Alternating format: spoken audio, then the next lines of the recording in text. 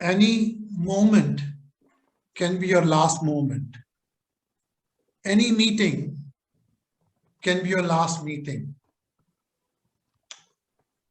If you are wrong, apologize and regret. If others are wrong, forgive and forget.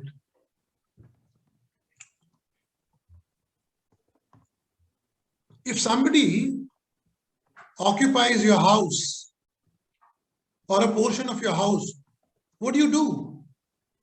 You throw him out. You want to throw that person out of your house because he's not the occupant of the house and he's occupying your house. Similarly, if a portion of your heart or a portion of your mind is blocked by some thought which is negative, which makes you unproductive, which pulls you down, which does not let you grow in life, what do? Throw that thought out of your system, of your heart, of your mind. You have to release that thought. Otherwise, what will happen? You will not be able to grow. Now, releasing that thought from your heart, from your mind, that is forgiveness. As long as you keep it, you give it a rent-free accommodation to that thought, you are blocking that space inside your mind, inside your heart, something free you're offering, you are blocking a precious space. And because of that, you are suffering in life. There's a lot of heartburn because of that. Because that space is occupied in the heart. Remove that. Heartburn will also go away. There was a Zen master. He asked his disciples, do you hate anyone? So almost all the disciples, they raised their hands. Almost all.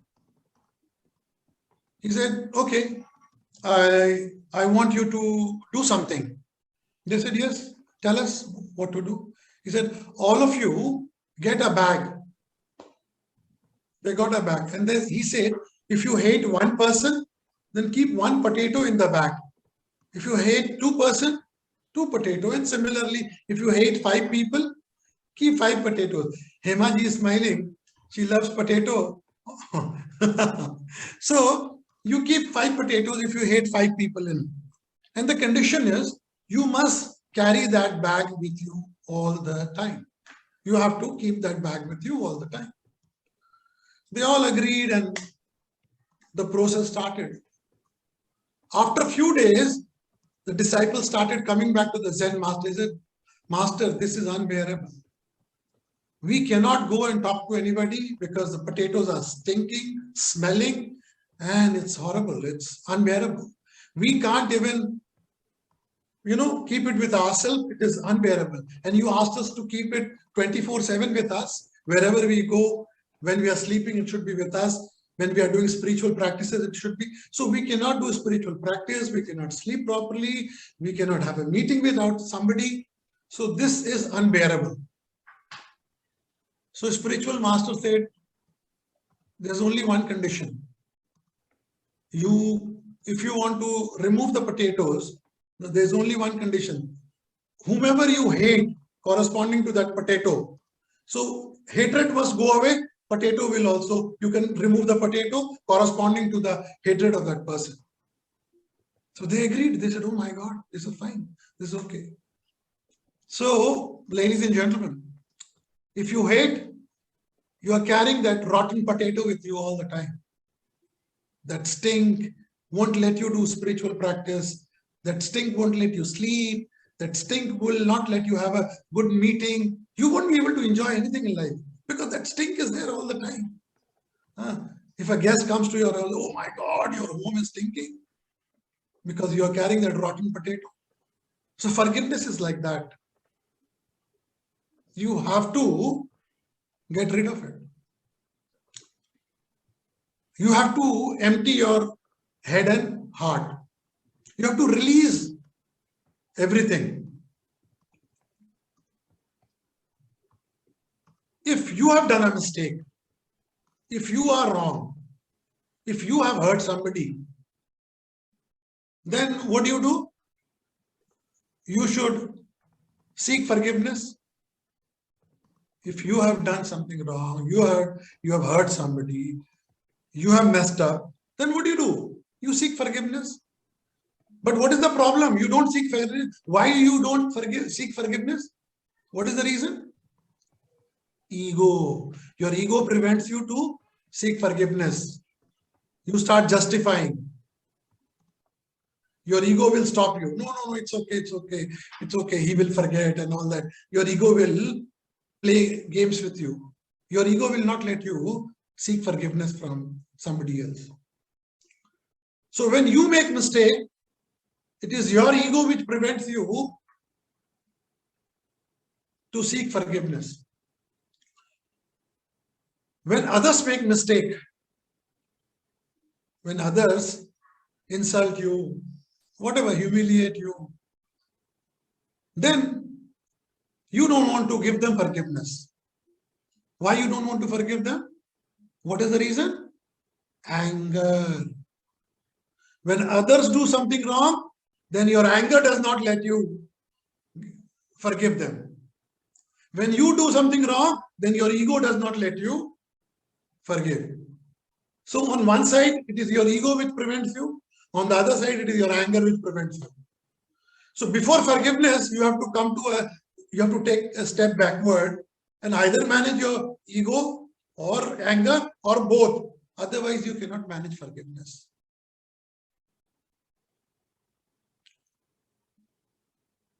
Either somebody has hurt you or you have hurt somebody. If somebody else has hurt, then your anger will not let you forgive him. If you have hurt somebody, then your ego will not let you seek forgiveness.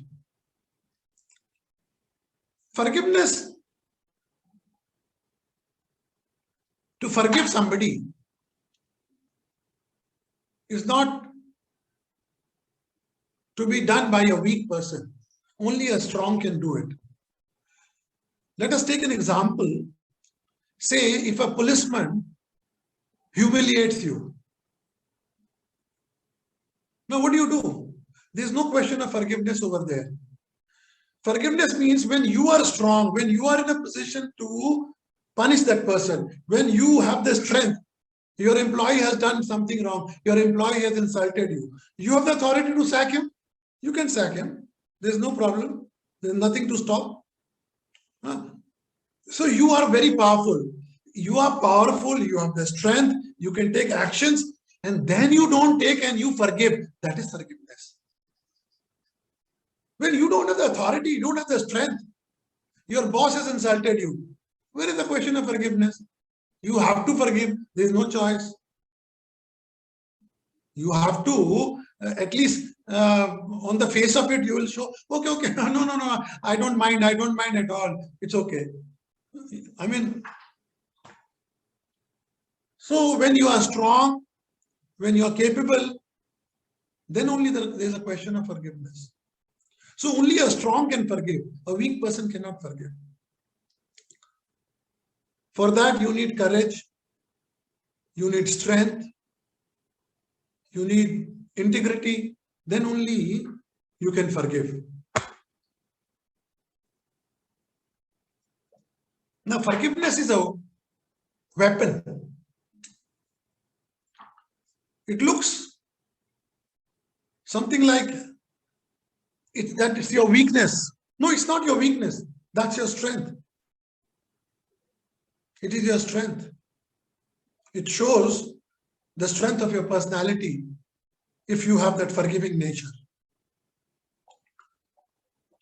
And forgiveness will bring good health to you. It will bring sublimity to you. It will bring grandeur to you.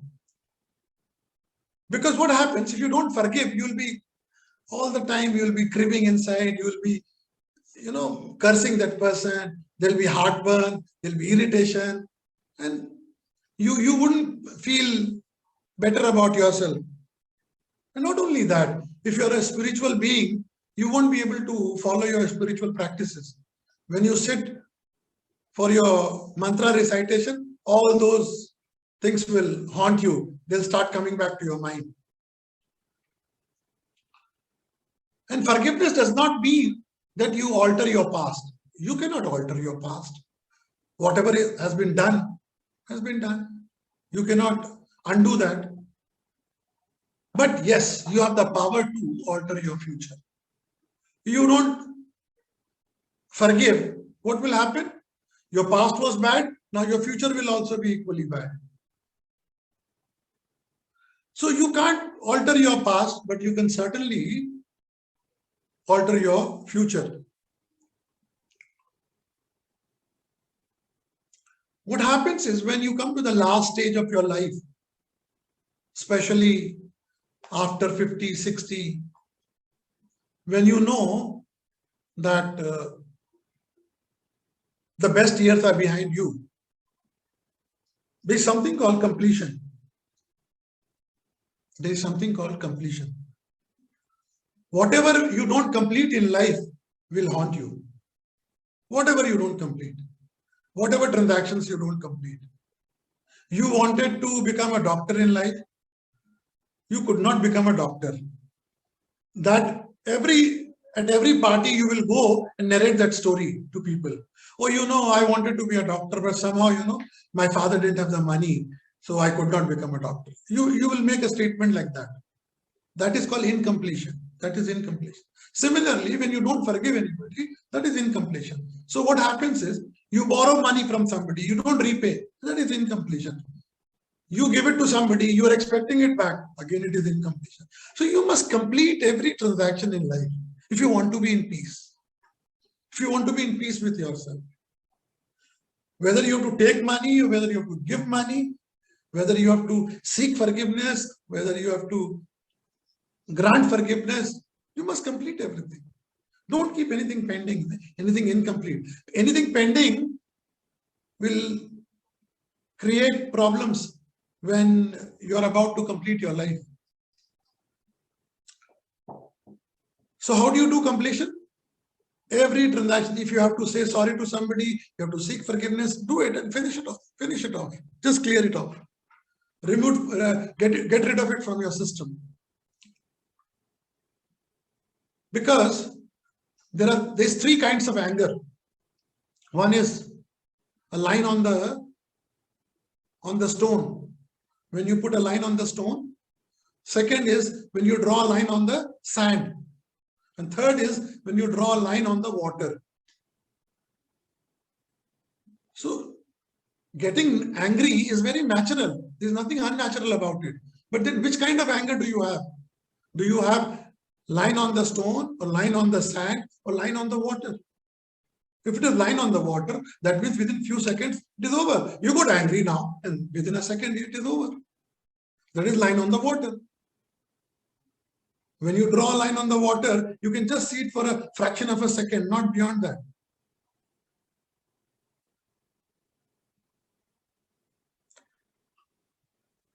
So this completion,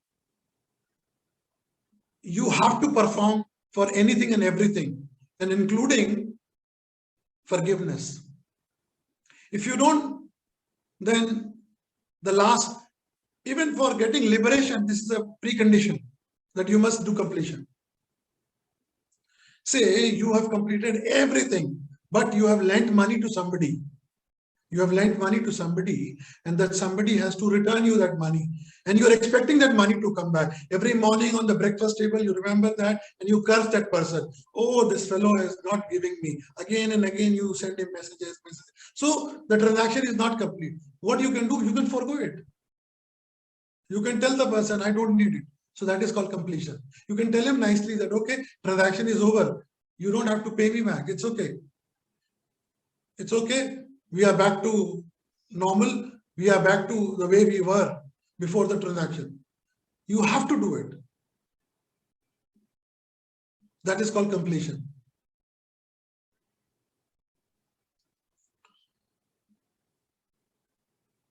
Because of forgiveness, if you don't practice forgiveness, you are a prisoner in your own mind. The other person is not a prisoner in your mind. You are a prisoner in your own mind. You are an emotional prisoner.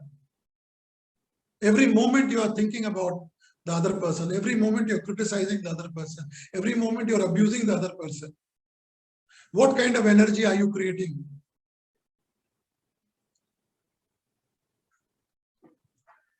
And forgiveness is not an occasional act. It's not that occasionally you have, it's an attitude.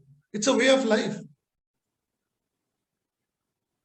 It's not an occasional act that yes, in 2019, I practiced forgiveness. No, it's a way of life. It's an attitude. You have to permanently keep on, you have to remain in that mode. As we say, let go. You have to let go everything. So before let go, the precondition of let go is forgiveness. Once you do practice forgiveness, then only you can let go. Otherwise, you can't. As they say, to err is human, to forgive is divine. Forgiveness is a divine quality. It's a spiritual quality. Even in Bhagavad Gita, Lord Krishna has said that of all the qualities, when he speaks about Devi Sampada, that is divine quality, he says one of the divine qualities is forgiveness. When you give forgiveness to others, when you seek forgiveness, that is one of the divine qualities amongst few other qualities. When we talk about freedom, we talk about freedom. Freedom is not a physical concept. Freedom is a mental concept. Freedom means what?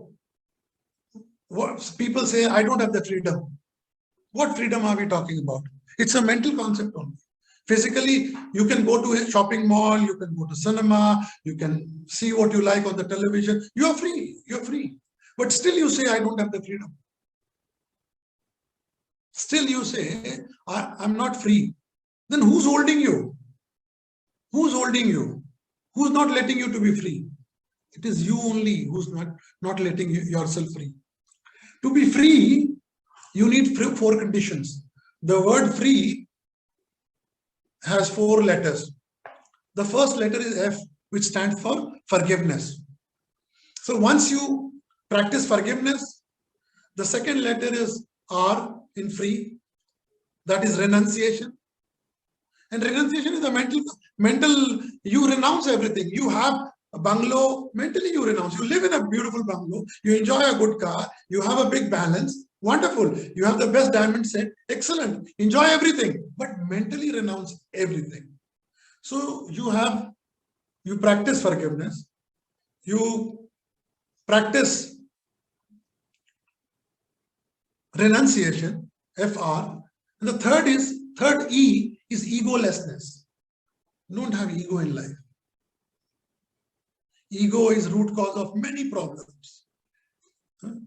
If you want to be free in life, free, F-R-E-E.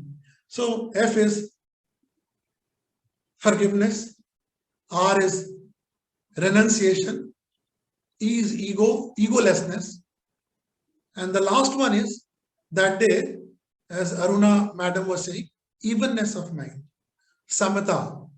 She mentioned that word that day.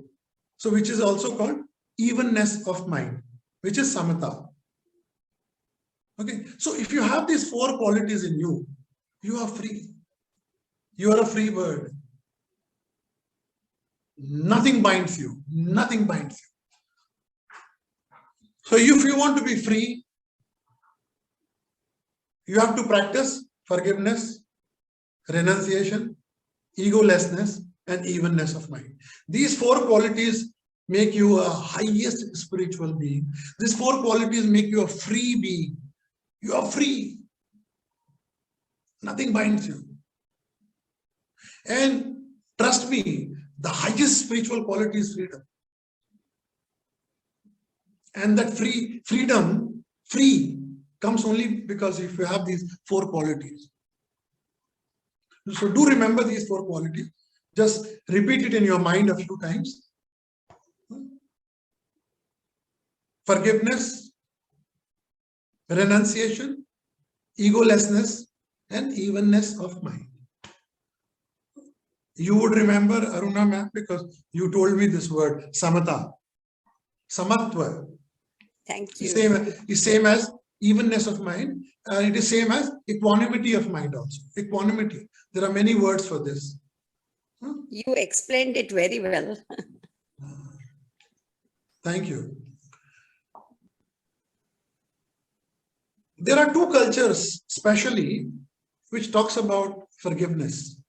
There are many cultures rather, but then prominently there are 2 cultures where this has been spoken at length. One culture is a Hawaiian culture. In Hawaii, there is a concept called Ho'oponopono. Now, the word is a little funny, but then Ho'oponopono, H-O''O''P-O-N-O''P-O-N-O, Ho'oponopono. This is the word. So this is also called a meditation. This is also called a spiritual practice. This is also called mantra recitation. So this, a scientist over there, a spiritual scientist, had derived this practice many years ago. And that practice is called Ho'oponopono. Basically, this is a practice of forgiveness. He said all the problems in life can be solved by this practice of Ho'oponopono.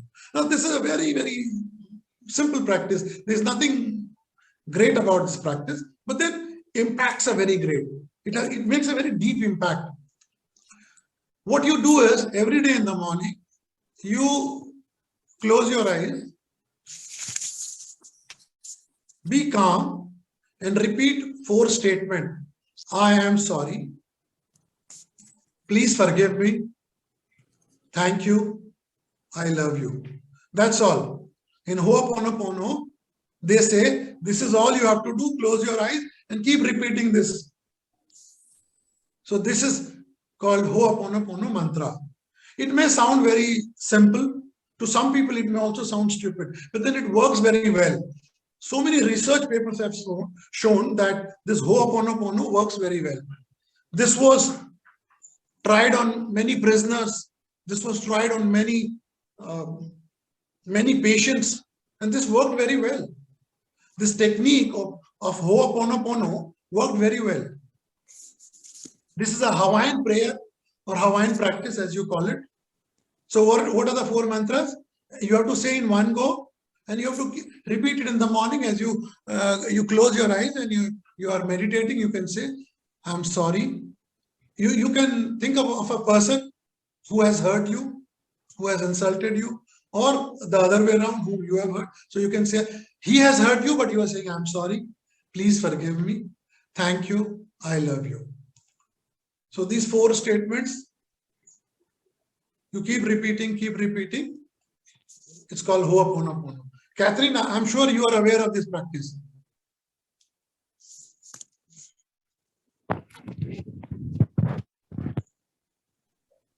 Another one, in Jainism, especially Digambar Jain, they follow this practice, which is called Michhami Dukkadam. We know this. In the month of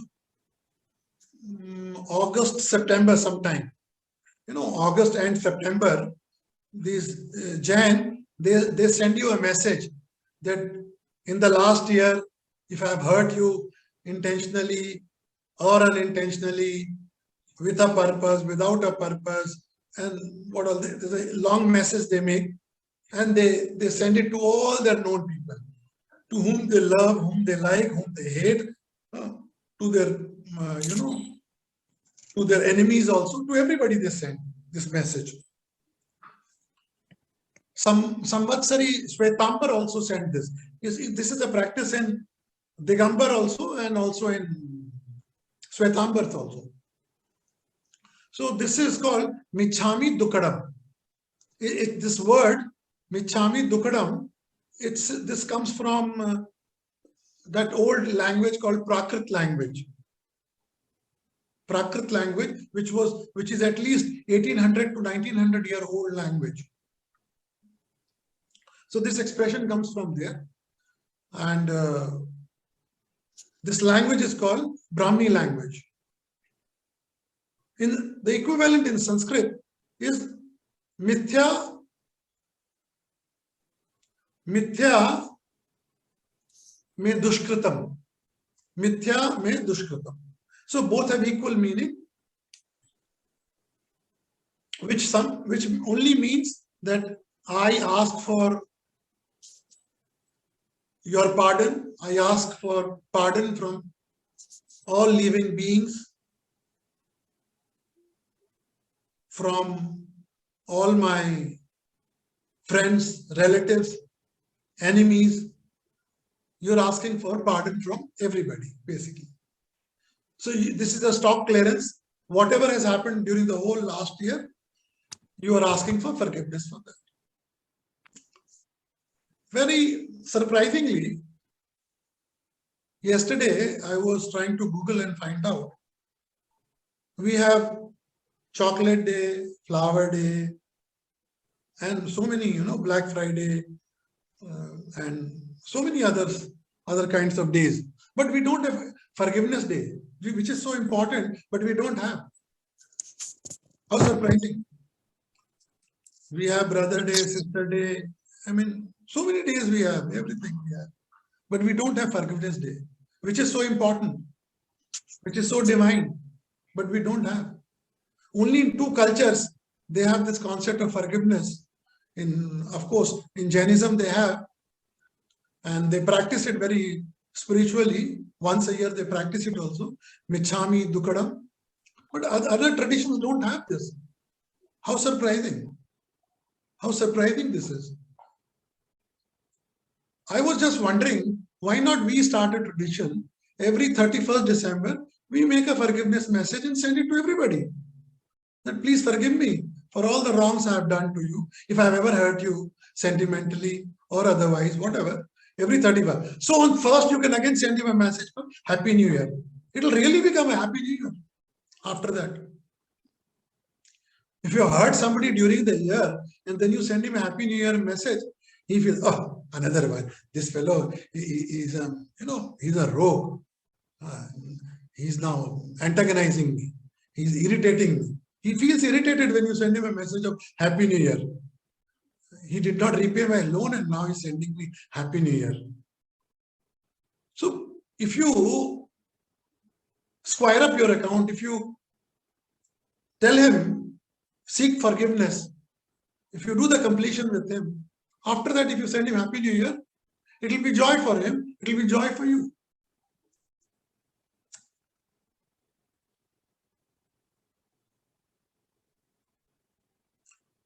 There was a husband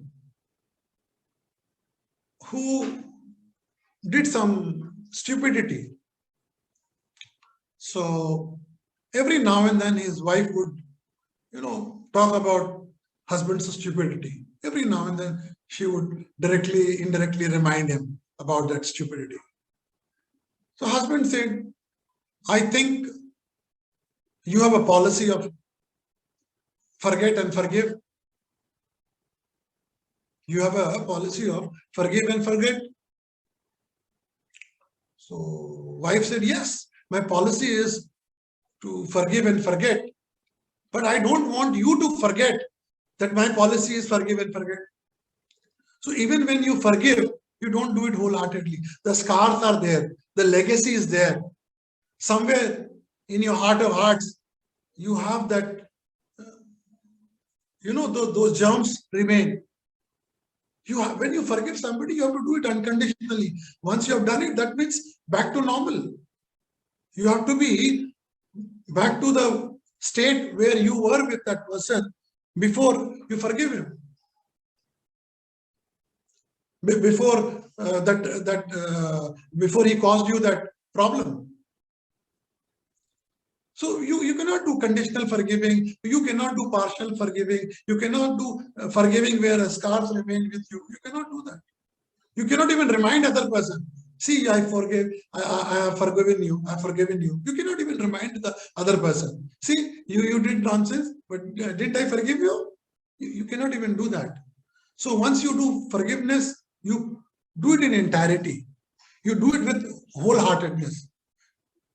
So that the whole thing is out of your heart, whole thing is out of your system, and you're back to same before that incident occurred in your life.